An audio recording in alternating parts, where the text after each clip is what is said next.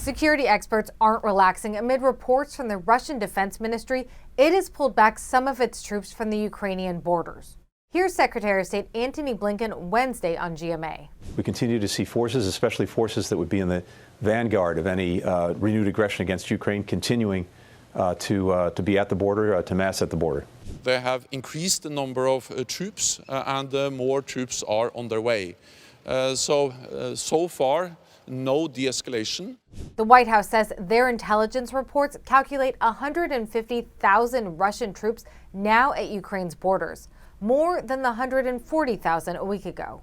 Russia relies on confusion. Russia relies on obfuscation. Russia relies on misinformation and disinformation to cover its tracks. We should all expect that, and we should all be ready for it.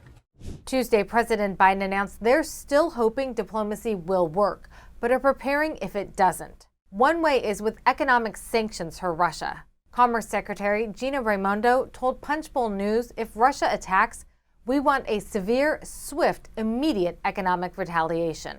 The U.S. is also preparing logistically. The CIA is leaving its headquarters at the embassy in Kyiv. One thing Biden still maintains the U.S. won't do, put troops on the ground in Ukraine. While I will not send American servicemen to fight in Ukraine, we have supplied the Ukrainian military with equipment to help them defend themselves.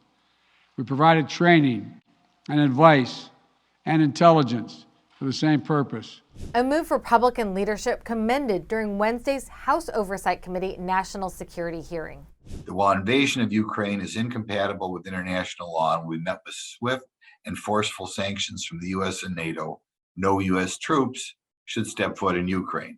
Michael McFaul, the former U.S. ambassador to Russia, told the subcommittee even if Russia doesn't attack Ukraine, the U.S. needs to prepare for future attacks. We will be dealing with this crisis of Russia's threat to democracy and sovereignty in that part of the world for as long as Putin remains in power. Straight from D.C., I'm Annie Anderson.